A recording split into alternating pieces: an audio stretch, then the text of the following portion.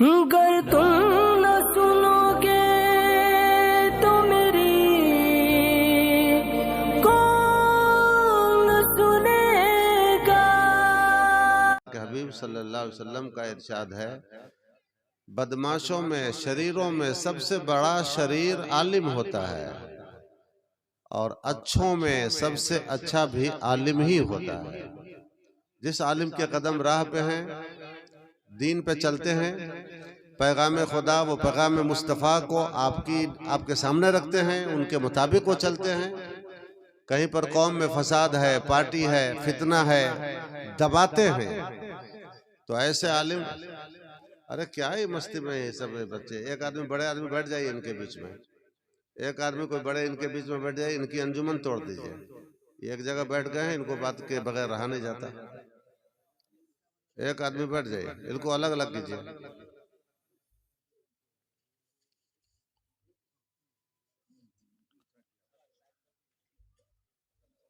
تو بدماش عالموں کا ساتھ مت، ان کے ساتھ رہیے گا بدماش ہو جائیے گا، یہ الٹی سیدھی باتیں بتائیں گے، دین کی باتیں بھی صحیح نہیں بتائیں گے، مسائل ان کو معلوم نہیں رہیں گے، جتنا پوچھے گا کسی میں نہ نہیں کہیں گے، کسی میں نہ نہیں کہیں گے، سوچتے ہیں کہ اگر نہ کہہ دیں گے تو لوگ سمجھیں گے مجھے چھوٹا مولی صاحب، تو آپ چاہے غرق ہو جائیے، ڈوب جائیے، برباد ہو جائیے، لیکن وہ مسئلہ الٹا سیدھا ضرور بتائے گا۔ اس لیے اچھے علماء سے مسئلہ پوچھئے، کامل علماء سے مسئلہ پوچھئے، اور جیسا کہ ابھی آپ نے استاذ القراء عزیز مکرم حضرت حافظ قاری مولانا نسیم صاحب کی زبانی سنا کہ تقریر کے لیے بھی اچھے علماء کو بلائیے، ڈانس کرنے والے کو، ناچ کرنے والے کو، ڈیزائن دکھانے والے کو، اسٹائل دکھانے والوں کو بلائیے گا، برباد ہو جائیے گا۔ اس لیے میلاد شریف میں بھی اچھے علماء کو، کسی نہ کسی ایک عالم کو جو آپ کو اچھا پیغام دے سکیں، ان کو بلائیے، بھلے ان کی گفتگو میں وہ مرچی اور وہ مسالہ نہیں ہوگا، لیکن آپ کی بیمار روح کے لیے یقیناً علاج ہوگا، آپ کی بیمار روح کے لیے دوا ہوگی۔ بیمار اگر چاہے کہ میری مرضی کے مطابق ڈاکٹر دوا دے، جس کو میری زبان پسند کرے، میں جس کو پسند کروں وہ دوا دے، تو وہ بیمار اپنی جان کا دشمن ہے۔ اسی طریقے سے مسلمان بھی اگر سوچے گا کہ ہمارے کان جن چیزوں کو پسند کرتے ہیں اور ہماری آنکھیں جن نظاروں کو قبول کرتی ہیں، وہی نظارے اور وہی باتیں ہم سننا پسند کریں گے، تو وہ اپنے ایمان کا دشمن ہے۔ سمجھ گئے؟ اس لیے علماء طبیب ہوتے ہیں، قوم کے ڈاکٹر ہوتے ہیں، اور ڈاکٹر وہی اچھا ہوتا ہے جو بیمار کی بیماری کے مطابق دوا چھوڑتا ہے، بیمار کی مرضی کے مطابق دوا نہیں چھوڑتا۔ تو بڑی اچھی باتیں انہوں نے کہنے کے لیے تو صرف کہنے کے لیے کھڑے ہوئے تھے قاری صاحب، لیکن انہوں نے بڑی شاندار گفتگو کر دی، شاندار گفتگو، جاندار تقریر انہوں نے کر دی۔ اہل علم کی قدر کیجئے، اہل علم کی صحبت اختیار کیجئے، تب جا کر کے آپ سیدھے راستے پر رہ پائیں گے، ورنہ برباد ہو جائیں گے۔ ابھی گاؤں گاؤں مزار بنا بنا کر کے قوم کو تباہ کیا جا رہا ہے۔ سنیوں کے لیے کیا ہے؟ سنیوں کے پاس، میں ابھی مصر گیا تھا، 90 ممالک کے، 90 راشٹر کے بڑے بڑے مفتیان کرام کو بلایا گیا تھا، وہاں یہ سیمینار تھا۔ سیمینار کا مطلب ہوتا ہے کہ عام لوگ اس میں نہیں جا سکتے ہیں، جو بڑے مفتی ہیں وہی جا سکتے ہیں۔ ایک اور پروگرام ہوتا ہے مصر میں، تو اس پروگرام میں امام صاحبان بھی جا سکتے ہیں، بڑے عالم ہونا ضروری نہیں ہے، لیکن یہ علمی سیمینار تھا۔ وہاں جا کر کے دیکھا اتنے بڑے بڑے علماء، علم کا سمندر جن کے سینوں میں، عام لوگوں کی طرح رہ رہے ہیں، ملنے کا انداز بڑا نرالا، اخلاق بڑا اونچا، لگتا نہیں تھا کہ اتنے بڑے عالم ہوں گے۔ مفتی اعظم وغیرہ کو دیکھا، وہاں کے مفتی اعظم کو دیکھا، سادہ لباس، بالکل معمولی انداز میں رہنے سہنے کا انداز دیکھا، اور وہاں کوئی لفڑا جھگڑا نہیں۔ جو لوگ رفع یدین کرتے ہیں وہ بھی، جو رفع یدین نہیں کرتے ہیں وہ بھی، جو آمین زور سے بولتے ہیں وہ بھی، جو آمین آہستہ بولتے ہیں وہ بھی، جو قبر پہ اذان دیتے ہیں وہ بھی، جو اذان نہیں دیتے ہیں وہ بھی، جو بعد فجر صلاۃ و سلام پڑھتے ہیں وہ بھی، اور جہاں نہیں پڑھتے ہیں وہ بھی، جو جمعہ کے بعد سلام پڑھتے ہیں وہ بھی، اور جہاں نہیں پڑھتے ہیں وہ بھی، جو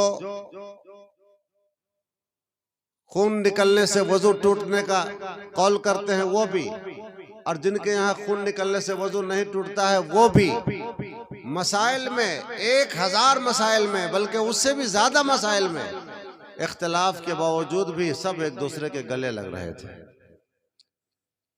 ہمارے یہاں ذرا سا اختلاف مسئلے میں ہو جائے تو سنیت سے نکالا جاتا ہے، علم نہیں ہے ادھر، علم نہیں ہے ادھر، سنیت سے نکالا جاتا ہے۔ اے بھائی یہ تو فجر کے بعد سلام نہیں پڑھا نکل گیا، میلاد میں سلام نہیں پڑھا نکل گیا، ارے کسی کام سے بھی نکلا ہوگا، کوئی ضرورت پڑ گئی ہوگی، تو اب جو نکل گیا وہ نہیں ہے سنی۔ دوستان محترم، سنی کا جو معنی مطلب لوگوں نے ادھر بنا رکھا ہے، میں نے دیکھا کہ کہاں سے کہاں لوگ گمراہی میں پڑ گئے۔ ادھر کا سنی تو سمجھتا ہے جو مزار لگائے وہ سنی، جو عرس کرے وہ سنی، وہ چادر چڑھائے وہ سنی، جبکہ علماء جانتے ہیں کہ مزار پر ایک چادر چڑھانا کافی ہے، ایک چادر سے زیادہ کی ضرورت نہیں ہے، چونکہ چادر سے صاحب مزار کا کوئی فائدہ نہیں ہوتا ہے۔ بات سمجھ میں آ رہی ہے آپ لوگوں کو؟ چادر سے صاحب مزار کا کوئی فائدہ نہیں ہوتا ہے ان کو۔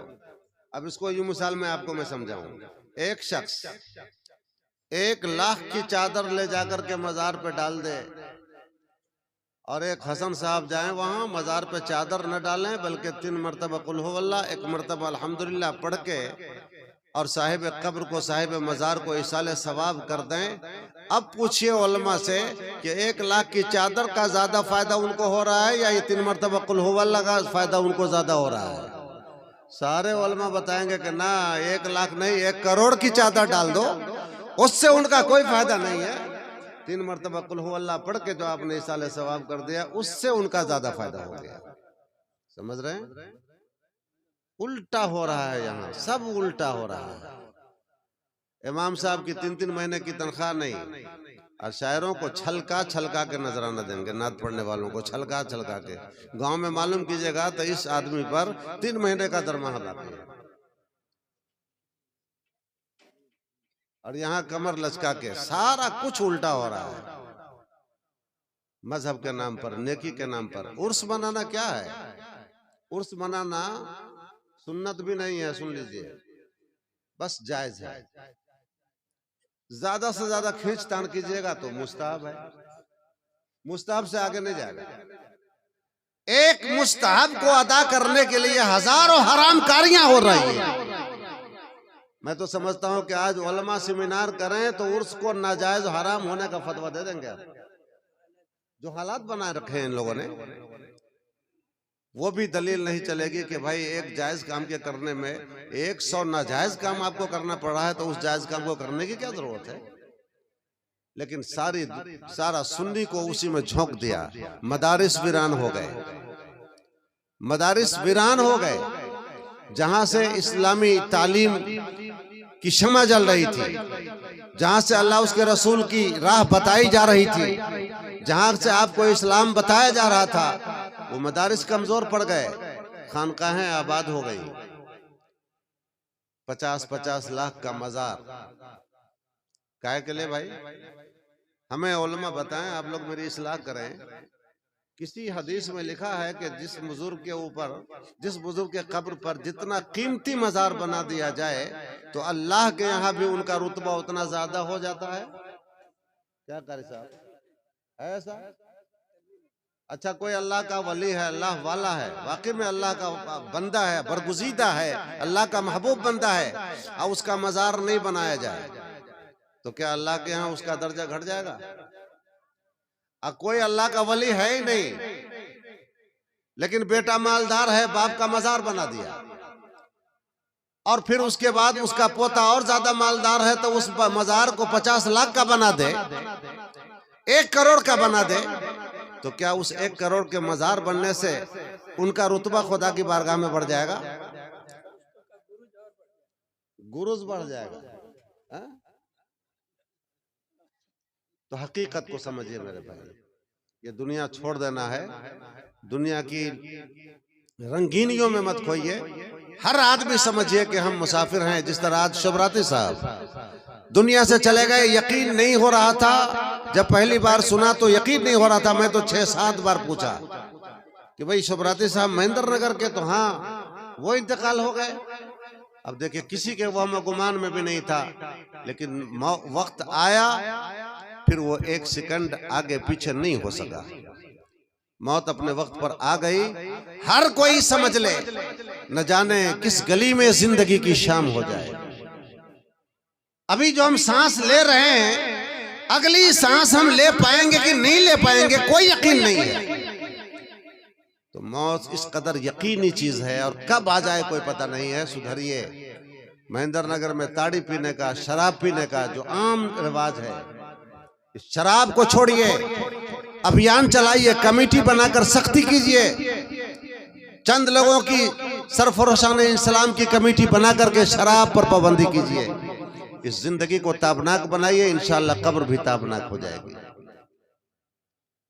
دنیا کے مسافر،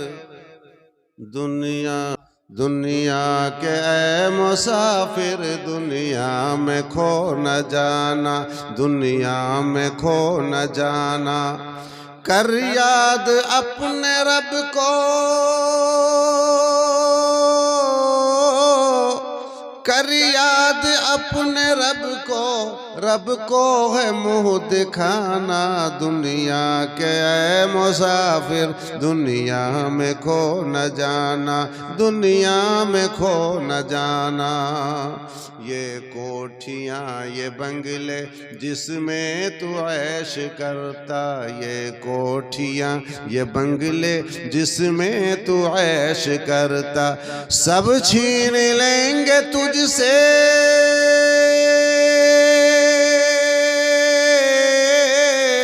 سب چھین لیں گے تجھ سے، تنہا ہے تجھ کو جانا، دنیا کے اے مسافر، دنیا میں کھو نہ جانا، دنیا میں کھو نہ جانا، دنیا میں کھو نہ جانا۔